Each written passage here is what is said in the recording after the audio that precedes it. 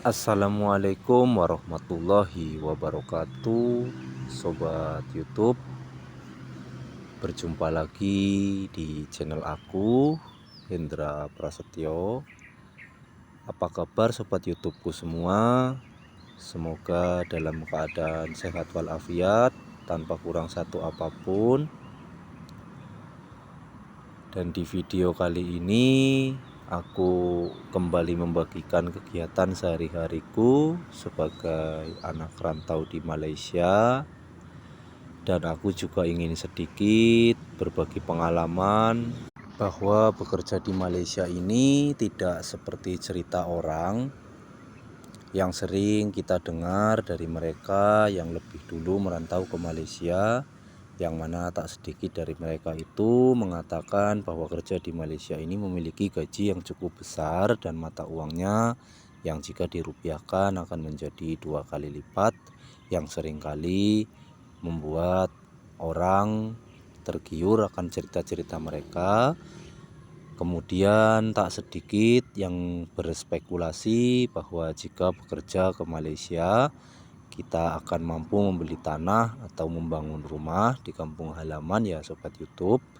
Yang sesungguhnya itu semua tidaklah sepenuhnya benar, dikarenakan kebanyakan orang ini seringkali hanya menceritakan gajinya saja tanpa memberitahukan yang sesungguhnya. Mereka hanya menceritakan senang-senangnya saja, sehingga tak sedikit orang yang kemudian memiliki niatan untuk merantau ke Malaysia dan berpikir dengan merantau ke Malaysia adalah solusi terbaik agar bisa memperbaiki ekonomi mereka, sehingga banyak TKI yang nekat berangkat menggunakan paspor pelancong atau visa turis, yang sesungguhnya itu adalah tipu daya agent atau tekong yang dengan sengaja mengarahkan mereka untuk masuk menggunakan paspor pelancong atau visa turis, dan tanpa mereka sadari mereka justru membahayakan diri mereka sendiri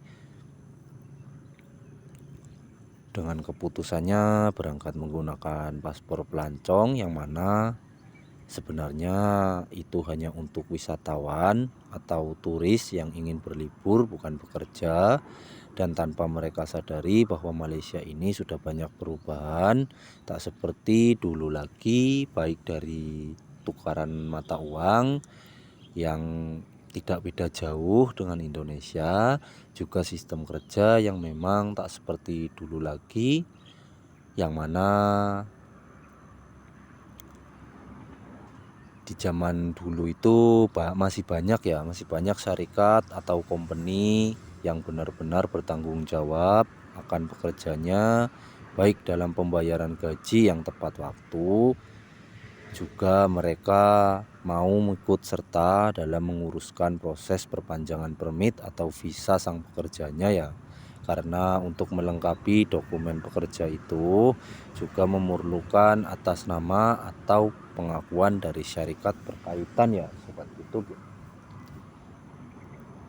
Sehingga dengan pengakuan atau dengan atas nama dari syarikat, dengan begitu tiap-tiap pekerja ini dapat memperoleh CADB atau lisensi kerja, karena memang ada permit kerja pun jika tidak memiliki CADB ini maka akan tetap melanggar, dikarenakan bagaikan orang berkendara tidak memiliki izin berkendara ya sahabatku ya. Itu yang seringkali diperdebatkan karena tidak memiliki CADB, jadi mereka tetap saja memberikan sanksi denda ya kepada sang pekerja yang terkena razia atau terkena pemeriksaan.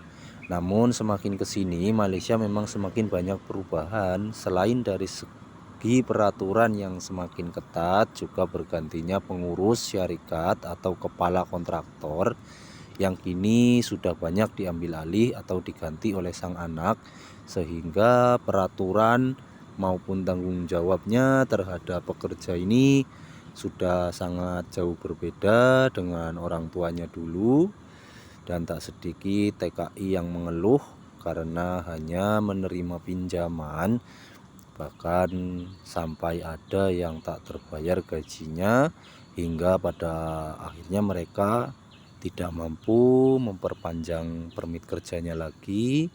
Juga tak sedikit dari mereka yang justru memilih keluar dari syarikat untuk mencari pekerjaan lain dengan harapan bisa mengumpulkan uang untuk pulang dan juga bisa untuk bertahan hidup di negeri orang, walaupun ia sadar kini dirinya telah menjadi pati atau yang sering disebut dengan TKI ilegal.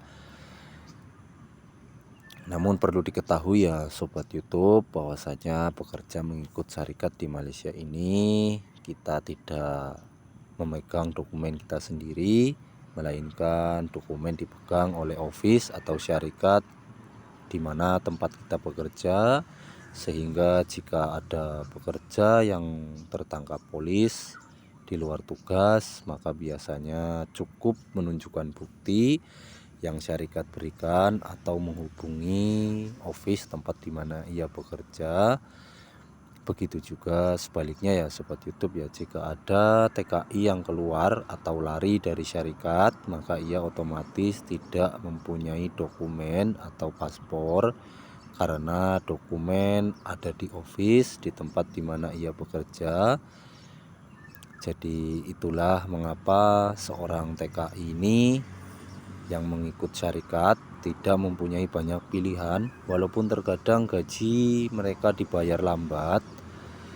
Tak sedikit dari mereka yang memilih untuk bertahan walaupun dalam penderitaan dan kecemasan, menderita karena beban pikiran, mengingat setiap TKI pasti punya tanggungan, baik itu untuk mengirim uang ke kampung halaman, baik itu untuk anak istri ataupun orang tua ya sahabatku ya. Sedangkan dilanda kecemasan dikarenakan gaji yang bisa saja tak terbayar ya sahabatku ya.